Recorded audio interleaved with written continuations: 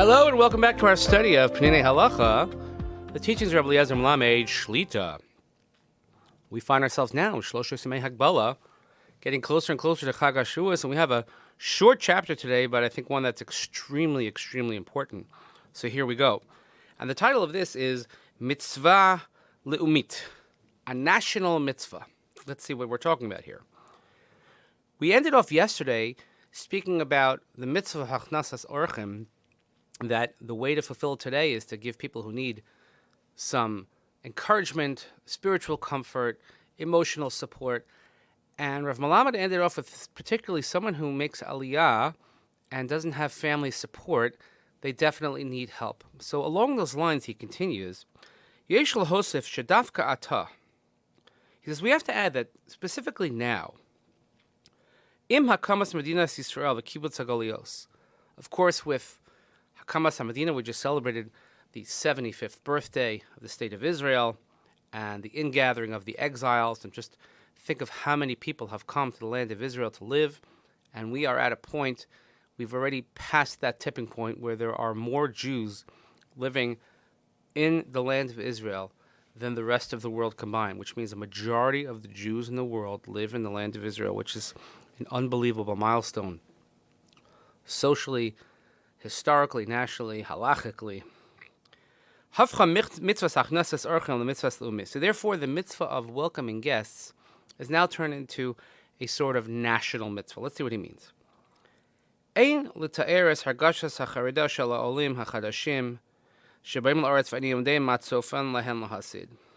says it's very hard to qualify and to quantify the uncertainty, the fear of people who make aliyah. Imagine moving to a new country. You have no idea what awaits you. You are filled with uncertainty. You're filled with all types of bureaucracy to deal with. Perhaps you don't know the language. You don't know people.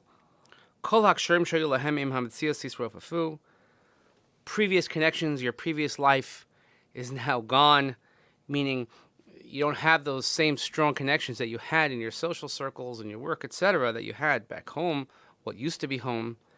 And all of a sudden, you're living somewhere that you don't recognize. Now, again, we could be talking about people who have planned aliyah. We could talk about some of these situations we just saw last week. Ethiopians that finally made it to the land of Israel. Perhaps the last group of Ethiopian Jews that have made it to Israel. So they're living in Africa. The next thing you know, they're living in a new country. Safalo Muvanes, they don't understand the language. Yachsi Avodah Chadashim, a whole new way that people work. V'hakol mafchid b'midah mesiyamos. And this is very frightening in an unbelievable way. Heim zukakim lemishenes mehatoshvim havasikim. They need support from people who have been there, people who have been around the block, people who have already been in Israel for some time. B'shanim harishonos, shehein akashos yoser. So in the early days of the Medina, imagine somebody coming to Israel in 1949, 1950. They didn't have the infrastructure yet like we have today, which were extremely difficult years. Mitzvah latoshvim havatakim larechet achadashim l'sei lehem echomer v'ruach.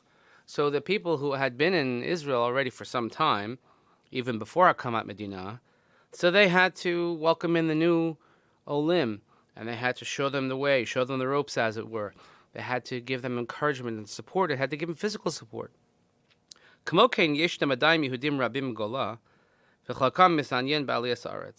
He says, we still have a tremendous amount of Jews living in the diaspora, and many of them are very interested in Aliyah. And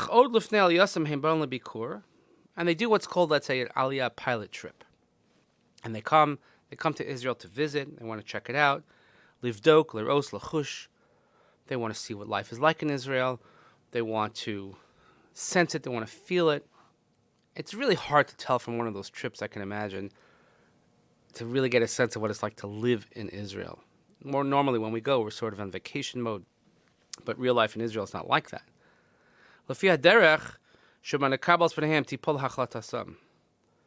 And what they experience on these pilot trips will heavily influence their decision-making or how they want to make aliyah, if they do.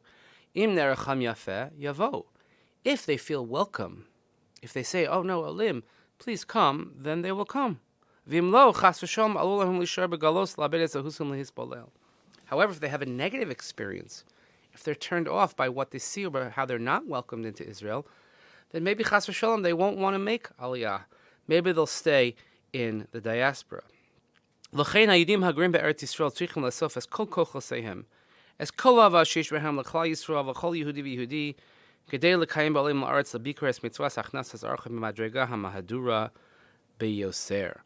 Therefore, very strong words from Rav Melamed. He says every single Jew living in Israel, they have to pool all of their resources. They have to gather all of their strength and their talents.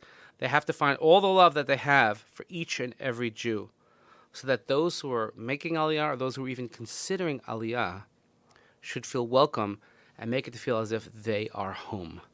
And we know that there are many people that want to make aliyah. It's very challenging. It's a very difficult decision to make. Logistically, it's obviously very challenging. But what will go a long way, and he says in terms of the mitzvah of Hachnasat Orchim, is if we felt a draw to come home because this is a place where we feel we belong. And if we're made to feel that we belong, we don't feel as outsiders, which, again, is very, very challenging. But that certainly is an unbelievable fulfillment of this mitzvah. So you can see how Rav Melamed takes this ancient mitzvah, brings it into contemporary times, and I think such an important lesson for us all. So thank everyone for listening today. Getting closer to Chag HaShavuos. We'll all try and squeeze a couple more sessions in before Yantif, and we'll continue afterwards, God willing. But until then, have a wonderful day, and we'll see you here next time as we continue studying Peninei Halacha, the teachings of Rav Eliezer Melamed Shlit.